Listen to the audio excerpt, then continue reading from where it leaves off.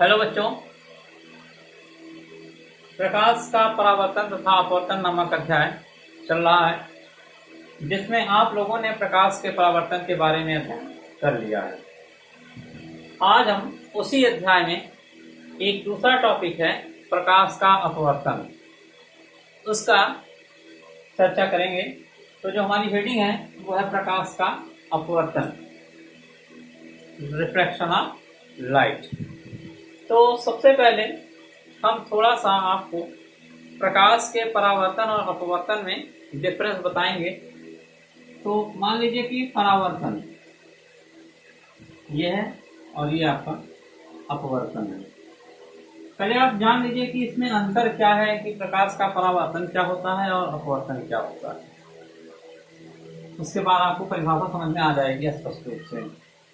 प्रकाश के परावर्तन में आपको बताया गया होगा कि जैसे मान लीजिए कि कोई ये परावर्तक तल है, ठीक। इसमें होता क्या है कि इसमें जो प्रकाश का परावर्तन होगा जहाँ पे, वहां पर माध्यम एक ही होगा। सबसे बड़ा जो है अंतर होता है ये, माध्यम क्या होगा, एक होगा, जबकि अपवर्तन में दो माध्यम होते हैं। कितने माध्यम होते हैं? दो। यानी कि इसमें जो माध्यम होगा वो केवल एक ही माध्यम में होगा। प्रकाश इसी माध्यम में आएगी और इसी माध्यम में लौट जाएगी। लेकिन अपवर्तन में क्या होता है कि दो माध्यमों का प्रयोग किया जाता है। एक माध्यम एक होगा और एक माध्यम दो होगा। अब आपको बात क्लियर हो गई होगी कि कहाँ कब प्रकाश का परावर्तन होगा और कब प्रकाश का अपवर्तन होगा। मेन डिफरेंस आपका यही होता है कि यहाँ पे एक माध्यम का प्रयोग किए जाते हैं और अपवर्तन में दो माध्यम का प्रयोग करते हैं। यहाँ पर प्रकाश की किरण यानी परावर्तन में जिस माध्यम में आ रही है उसी माध्यम में लौट जा रही है। किंतु प्रकाश के अपवर्तन में प्रकाश तो एक माध्यम से चलती है और प्रवेश दूसरे माध्यम में करती है। साथ ही साथ अपवर्तन में जब प्रकाश एक माध्यम से चलकर दूसरे माध्यम में प्रवेश करती है तो प्रकाश अपने पथ से विचलित भी होती है। अभी हम आगे चर्चा कर रहे हैं कि कैसे विचलित होती है और कहाँ विचलित होती है, कब वो अभिलंब से दूर हटेगी, कब वो अभिलंब के नजदीक जाएगी। आगे हम इसकी चर्चा करेंगे। लेकिन आपको जो मेन डिफरेंस है वो समझ में आना चाहिए कि अपवर्तन होता क्या है, परावर्तन होता क्या है। अपवर्तन में प्रकाश की किरण दो माध्यमों में प्रवेश करती है, परावर्तन में जो होती है वो केवल एक ही माध्यम में प्रवेश करती है। यहाँ पर कहने का अर्थ ये है कि मान लीजिए कि ये प्रकाश की किरण आई, तो जिस माध्यम में आ रही, मान लीजिए ये हमारा माध्यम एक है और ये हमारा माध्यम दो है, ठीक। मान लीजिए माध्यम एक में प्रकाश आई और आने के बाद उसी माध्यम में लौट गई, तो ये घटना क्या होगी, प्रकाश का परावर्तन। अपवर्तन में क्या हुआ कि ये माध्यम एक है और ये आपका माध्यम दो है। जब प्रकाश की किरण आ रही है, मान लीजिए ये प्रकाश की किरण आ रही है, परावर्तन में होता तो उसी माध्यम में लौट जाती। लेकिन अब क्योंकि हम अपवर्तन कर रहे हैं, तो अपवर्तन में क्या होगा, या तो ये इसका एक्चुअल पाथ क्या है, ये है, लेकिन आप देख रहे हैं ये अपने रास्ते से भटक गए, ठीक। या तो अभिलंब के नजदीक चली जाएगी या तो अभिलंब से दूर हट जाएगी। अब इसका एग्जाम्पल भी है, जैसे घर पे आप लोग एग्जाम्पल देखिए। जैसे मान लीजिए एक गिलास पानी ले लीजिए और इसमें एक चम्मच डाल दीजिए। जब आप चम्मच डालेंगे तो आपको लगेगा चम्मच हल्का सा तिरछा हो गया है, या अपनी अंगुली को डाल करके देखेंगे तो लगेगा जैसे अंगुली हल्की सी तिरछी हो गई है। क्या ऐसा होता है सच में? नहीं। वही अंगुली जब आप बाहर निकाल करके देखते हैं तो आपको अंगुली सीधी दिखाई देती है। वही चम्मच आप बाहर निकाल करके देखेंगे तो आपको चम्मच सीधा दिखाई देगा। किंतु जब आप उसे पानी के अंदर प्रवेश करवा रहे हैं तो वहां पर आप देख रहे हैं कोई तिरछा। वहां पर ये घटना कौन सी हो गई, वो अपवर्तन की घटना के कारण होगा। प्रकाश के अपवर्तन की घटना के कारण ही आपको ऐसा लग रहा है कि जैसे हमारी अंगुली तिरछी हो गई, ठीक। ऐसा क्यों हुआ? क्योंकि जैसे आपने पानी भरा हुआ ग्लास में इस तरीके से, ये मान लीजिए ऊपर की सतह हो गई। बाहर का माध्यम क्या है? अलग माध्यम है। बाहर का माध्यम आपका वायु है। अंदर का माध्यम क्या है? जल है। तो देखिए यहीं पर तो माध्यम हुआ कि नहीं हुआ? ऊपर का जो माध्यम, आप चम्मच कहाँ से ला रहे हैं? हवा के माध्यम से। और डाल किसमें रहे हैं? पानी में। ठीक।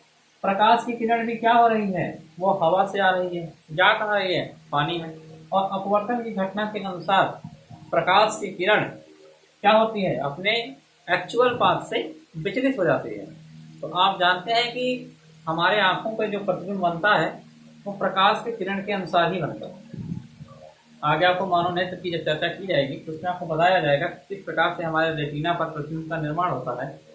तो आप फिलहाल यही जानिए कि जैसे हमको ये दिख रहा है स्केच, ये मार्कर आपको दिख रहा है ना, इस मार्कर से जितनी लाइट रिफ्लेक्ट होकर के हमारी आंखों में पड़ रही है वही हिस्सा हमारी आंखों को दिख रहा है। इसके पीछे का हिस्सा हम नहीं देख सकते क्योंकि पीछे की लाइट हमारी आंखों पे नहीं पड़ रही।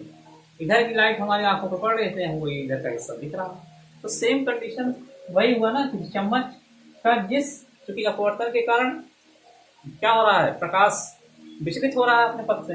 तो जब चम्मच जो आप पानी में डाले तो चम्मच का जो इमेज बना हमारी आंखों पे वो कैसा बना? उसके पथ से अलग बना।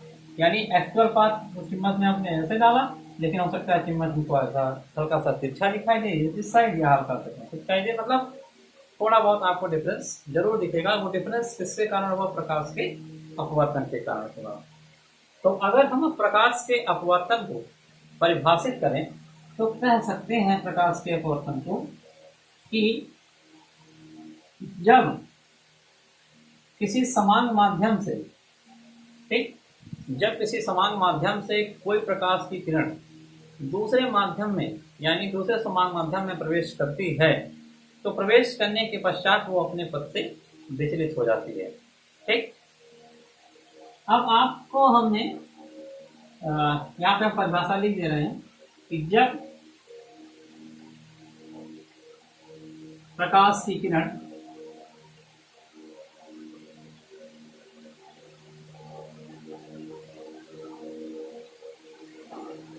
क्योंकि दो माध्यम है, एक समांग माध्यम से चलकर दूसरे माध्यम में प्रवेश करती है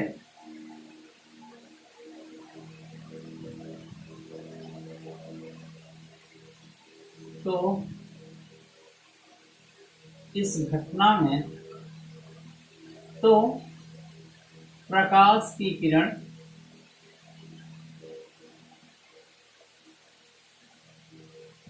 अपने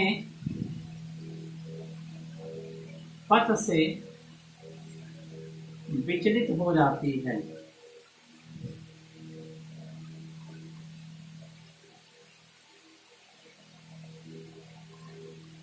इस घटना को प्रकाश का अपवर्तन कहते हैं।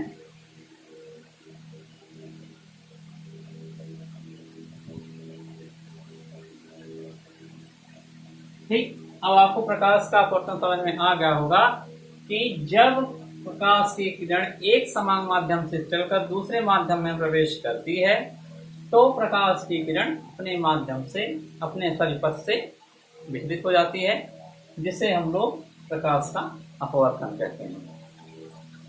अब हम ये जानेंगे, हमने आपको बताया कि माध्यम, तो सबसे पहले ये जान लीजिए कि माध्यम दो प्रकार के होते हैं।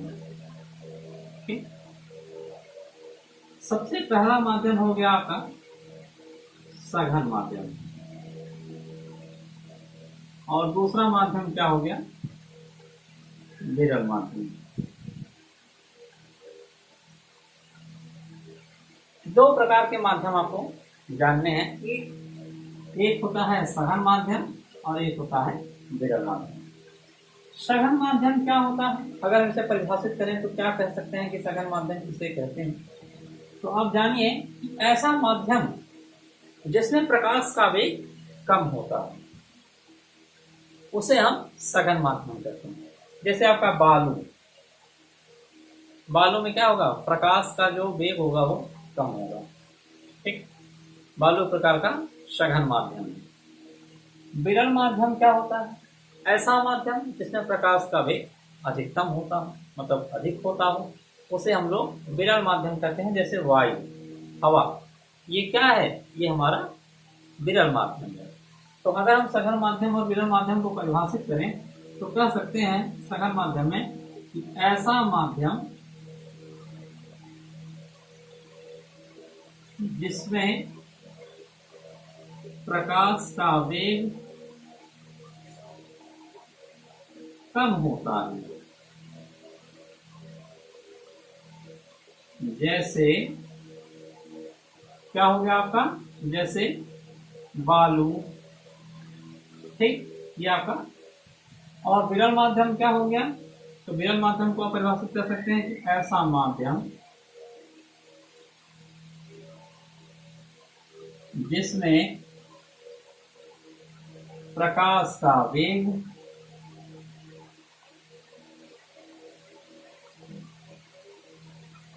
अधिक होता है उसे विरल माध्यम कहते हैं। जैसे वायु, ठीक, हवा, एक प्रकार का क्या है, विरल माध्यम है। तो अब हम जानेंगे, अभी प्रकाश के अपवर्तन के बारे में हम थोड़ी सी और चर्चा करने चल रहे हैं कि कब जो है, हमने लिखा है यहाँ पे एक लाइन की, वो अपने पथ से विचलित हो जाता है। तो पथ से कैसे विचलित होता है, किस प्रकार से होता है, हम आपको अब आगे चलने चर्चा करेंगे। हमने आपको प्रकाश के अपवर्तन के बारे में बताया, साथ ही साथ हमने आपको प्रकाश का परावर्तन भी बता दिया कि कैसे दोनों में क्या डिफरेंस होता है, कब हम किस घटना को प्रकाश का परावर्तन कहेंगे, कब किस घटना को हम लोग प्रकाश का अपवर्तन करेंगे। साथ ही साथ बच्चों हमने आपको माध्यम के बारे में भी बताया कि दो प्रकार के माध्यम होते हैं, एक सघन माध्यम होता है, एक विरल माध्यम होता है।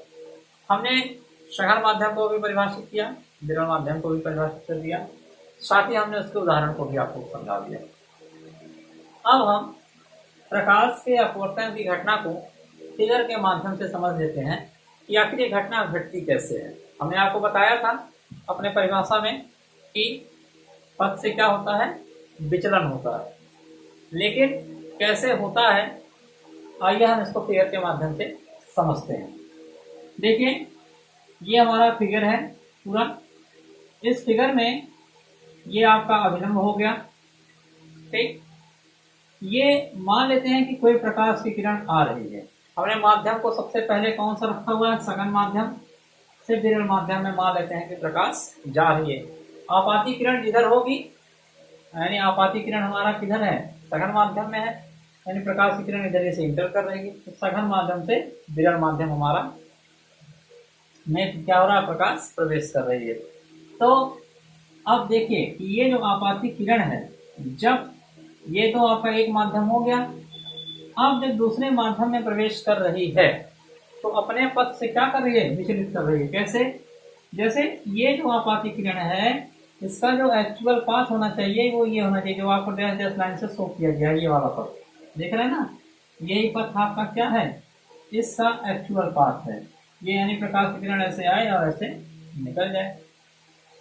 लेकिन अपवर्तन की घटना में क्या हुआ कि प्रकाश क्या करती है, अपने पथ से विचलित हो रही है, यानी कि जब प्रकाश की किरण सघन माध्यम से विरल माध्यम में प्रवेश करती है तो अब अभिलंब, ये आपका अभिलंब हो गया, ये जो लाइन है ये आपका क्या है, अभिलंब। अभिलंब से क्या होती है, दूर हट जाती है, यानी प्रकाश की किरण इधर जाने के बजाय थोड़ा सा इधर खिसक जाएगी। ऐसा होता क्यों है, यही आज से आप लोग जान लीजिए।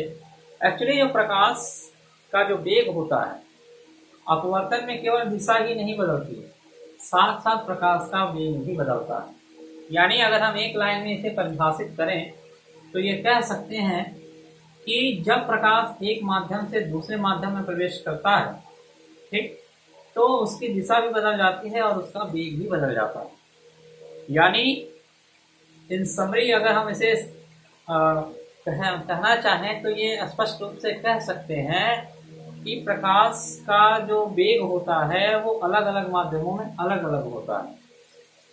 तो ये जो आप प्रभाव देख रहे हैं, ये प्रकाश का जो दिशा बदल रहा है, ये उसके वेग पर भी निर्भर करता है, क्योंकि प्रकाश जब सघन माध्यम से विरल माध्यम में प्रवेश कर रही है तो इस समय इसका वेग दूसरा है। ठीक, तो जब वेग दूसरा है तो दिशा भी क्या हो जाएगी, बदल जाएगी। ठीक है, तो इसीलिए सघन माध्यम से विरल माध्यम में प्रवेश करते समय जो हमारी प्रकाश की किरण है वो कहें तो अविलंब से दूर हट जा रही है। जब दूसरी कंडीशन लेते हैं कि मान लेते हैं ये माध्यम हमारा क्या है, विरल है, ऊपर वाला। अब हम विरल माध्यम ले रहे हैं, मीडियम वन हमारा क्या है, विरल माध्यम है, और मीडियम टू हमारा क्या है, सघन माध्यम है। अब जब हमने माध्यम को बदल दिया, यानी दूसरी कंडीशन क्या हो गई कि जब प्रकाश की किरण कहाँ जा रही है, विरल माध्यम से सघन माध्यम की तरफ जा रही है। ठीक, यानी अब दूसरी कंडीशन हमने क्या लिया कि जब प्रकाश किरण विरल माध्यम से सघन माध्यम में प्रवेश कर रही है तो इस दशा में क्या होगा कि वो अभिलंब की तरफ झुक जाएगी। आप देख रहे हैं इधर के जाने के बजाय, बल्कि ये वाली जो लाइन है, ये वाली, ठीक, सेकेंड वाली, ये आपकी फर्स्ट लाइन हो गई जो आपको दिखाया गया कि सघन से विरल। ये आपकी सेकेंड लाइन हो गई कि जब विरल से सघन की तरफ प्रवेश की तो वो अभिलंब की तरफ झुक गए। तो इस प्रकार से अगर हम परिभाषित करें तो कह सकते हैं कि जब कोई प्रकाश की किरण सघन माध्यम से विरल माध्यम में प्रवेश करती है तो प्रकाश की किरण अभिलंब से दूर हट जाती है, और यदि प्रकाश की किरण विरल माध्यम से सघन माध्यम में प्रवेश कर रही है तो वो अभिलंब के नजदीक आ जाती है। ठीक, धन्यवाद।